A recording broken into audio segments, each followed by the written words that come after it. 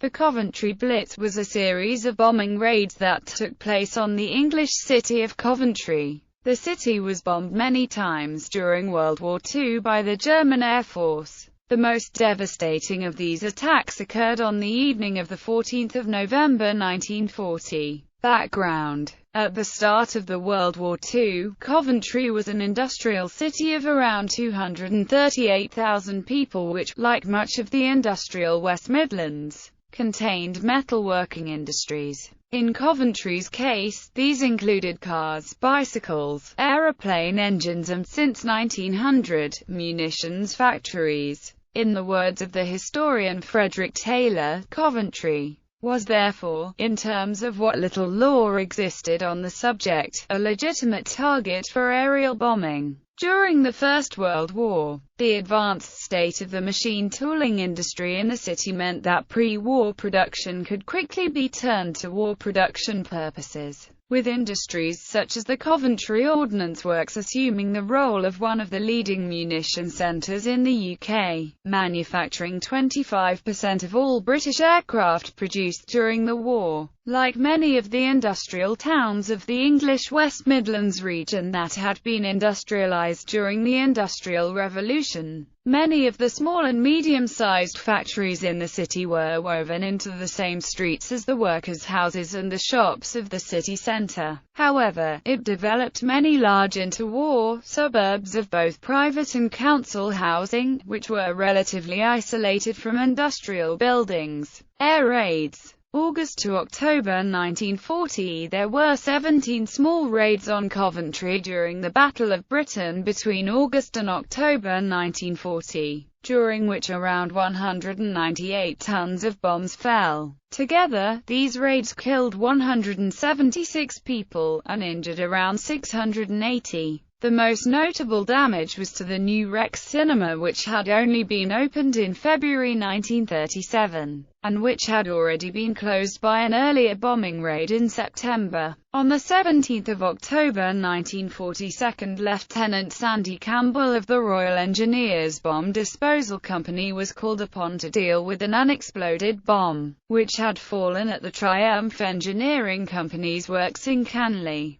War production in two factories had ceased on a temporary basis because of it, with a large number of people living nearby having to be evacuated. Campbell found that the bomb was fitted with a delayed action fuse which it was impossible to remove, so he decided to transport it to a safe place. This was done by lorry, and he lay alongside the bomb so that he could hear if it started ticking and could warn the driver to stop and run for cover. Having taken it to a safe distance, he disposed of the bomb successfully, but was killed whilst dealing with another the next day. Campbell was posthumously awarded a George Cross for his actions on 17 October 1940. The 14th of November 1940, the raid that began on the evening of 14 November 1940 was the most severe to hit Coventry during the war. It was carried out by 515 German bombers, from Luftflotte 3 and from the Pathfinders of Kampfgruppe 100. The attack, codenamed Operation Mondschein 8, was intended to destroy Coventry's factories and industrial infrastructure, although it was clear that damage to the rest of the city, including monuments and residential areas, would be considerable. The initial wave of 13 specially modified Heinkel He-111 aircraft of Kampfgruppe 100, which were equipped with extra navigational devices, accurately dropped marker flares at 1920. The British and the Germans were fighting the Battle of the Beams, and on this night the British failed to disrupt the extra signals. The first wave of follow-up bombers dropped high-explosive bombs, knocking out the utilities and cratering the roads, making it difficult for the fire engines to reach fires started by the later waves of bombers. These later waves dropped a combination of high-explosive and incendiary bombs. There were two types of incendiary bomb, those made of magnesium and those made of petroleum. The high-explosive bombs and the larger air mines were not only designed to hamper the Coventry Fire Brigade, they were also intended to damage roofs, making it easier for the incendiary bombs to fall into buildings and ignite them. Coventry's air defences consisted of 24 3.7-inch AA guns and 12 40mm Bofors. Over 6,700 rounds were fired. However, only one German bomber was shot down. At around 2000, Coventry Cathedral was set on fire by incendiaries for the first time. The volunteer firefighters managed to put out the first fire, but other direct hits followed and soon new fires broke out in the cathedral. Accelerated by a firestorm, the flames quickly spread out of control. During the same period, more than 200 other fires were started across the city, most of which were concentrated in the city center area, setting the area ablaze and overwhelming the firefighters. The telephone network was crippled, hampering the fire service's command and control and making it difficult to send firefighters to the most dangerous blazes first, and as the Germans had intended. The water mains were damaged by high explosives, meaning there was not enough water available to tackle many of the fires. The raid reached its climax around midnight with the final all-clear sounding at 6:15 on the morning of the 15th of November. In one night, more than 4,300 homes in Coventry were destroyed and around two-thirds of the city's buildings were damaged. The raid was heavily concentrated on the city centre, most of which was destroyed. 2 hospitals, 2 churches and a police station were also damaged. The local police force lost no fewer than 9 constables or messengers in the Blitz. Approximately one-third of the city's factories were completely destroyed or severely damaged, another third were badly damaged, and the rest suffered slight damage. Among the destroyed factories were the main Daimler factory, the Humber Hillman factory, the Alfred Herbert Limited Machine Tool Works, 9 aircraft factories, and 2 naval ordnance stores. However, the effects on war production were only temporary,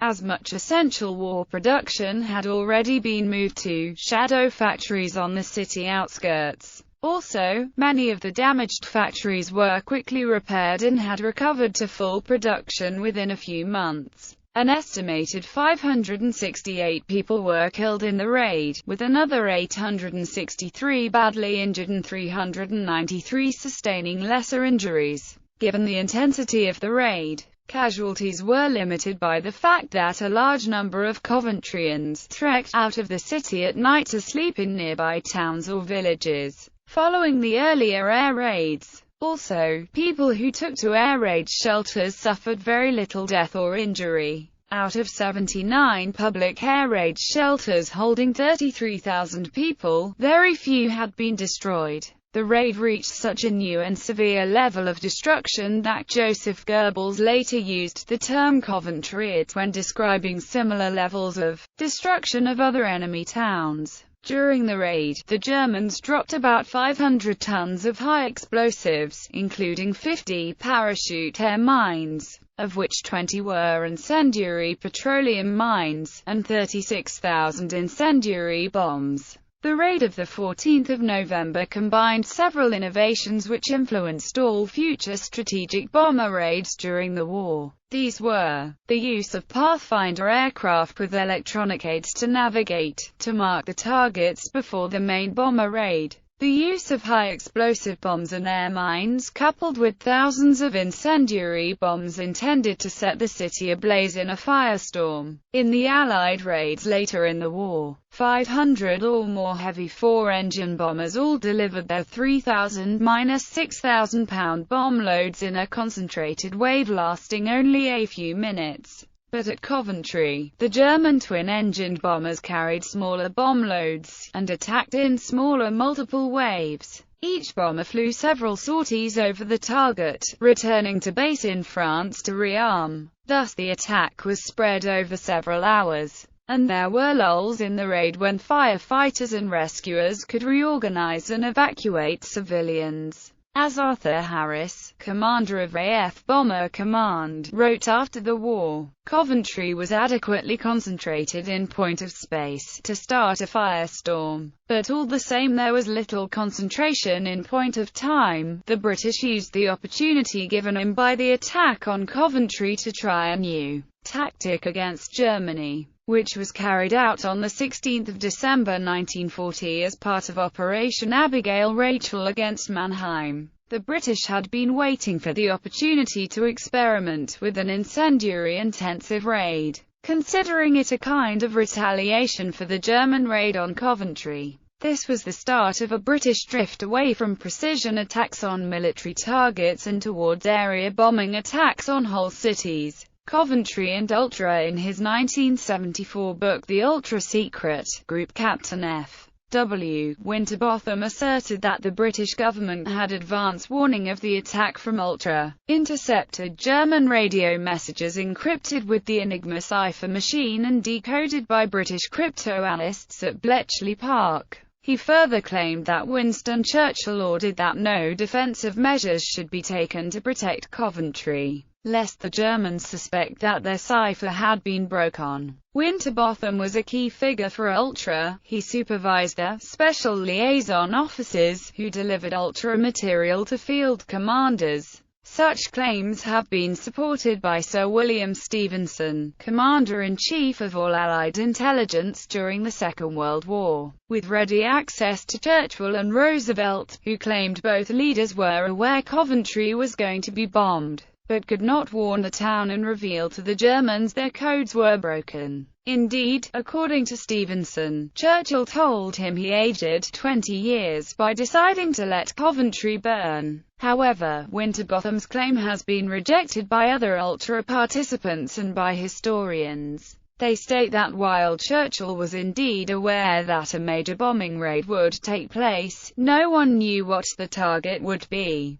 Peter Calvo-Cressy was head of the air section at Bletchley Park, which translated and analyzed all deciphered Luftwaffe messages. He wrote, "Ultra never mentioned Coventry." Churchill, so far from pondering whether to save Coventry or safeguard Ultra, was under the impression that the raid was to be on London. Scientist R. V. Jones, who led the British side in the Battle of the Beams, wrote that Enigma signals to the X-beam stations were not broken in time, and that he was unaware that Coventry was the intended target. Furthermore, a technical mistake caused jamming countermeasures to be ineffective. Jones also noted that Churchill returned to London that afternoon, which indicated that Churchill believed that London was the likely target for the raid. Since 1996, the Ultra decrypts for the relevant period have been available in the UK National Archives.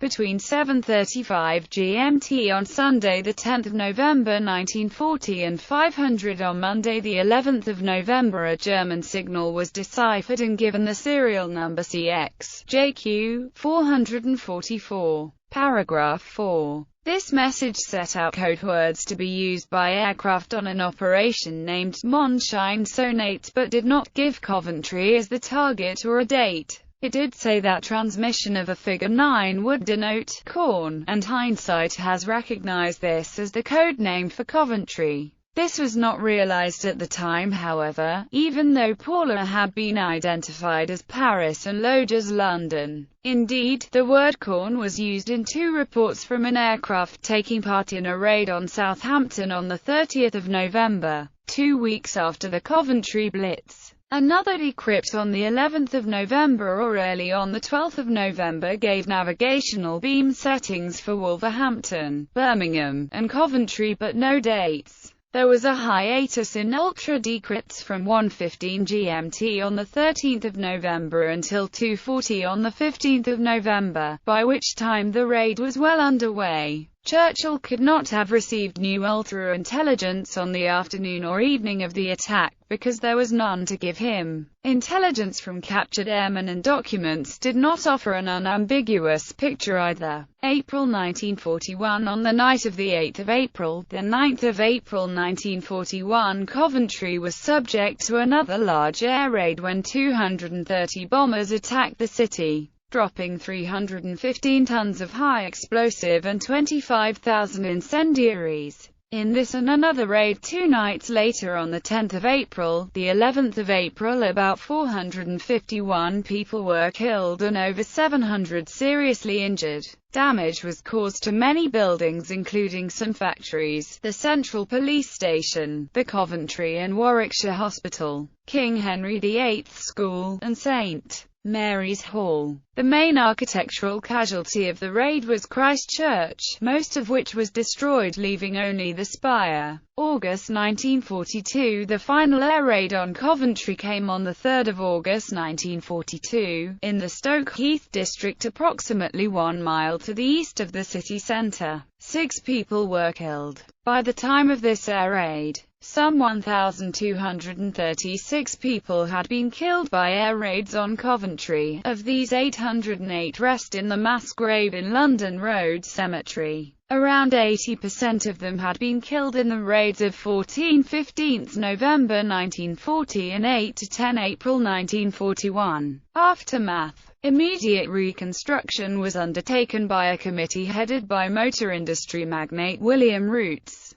In the aftermath of the war, Coventry city centre was extensively rebuilt according to the Gibson Plan compiled by the town planner Donald Gibson, a then innovative scheme which created a pedestrianised shopping precinct. Coventry Cathedral was left as a ruin, and is today still the principal reminder of the bombing. A new cathedral was constructed alongside the ruin in the 1950s, designed by the architect Basil Spence. Spence insisted that instead of rebuilding the old cathedral, it should be kept in ruins as a garden of remembrance, and that the new cathedral should be built alongside the two buildings together, effectively forming one church. The use of Hollington sandstone for the new Coventry Cathedral provides an element of unity between the buildings. The foundation stone of the new cathedral was laid by the Queen on 23 March 1956. It was consecrated on 25 May 1962, and Benjamin Britten's War Requiem, composed for the occasion, was premiered in the new cathedral on 30 May to mark its consecration. Spont Street was one of the few areas of the city centre to survive the Blitz, and during the post-war redevelopment of Coventry,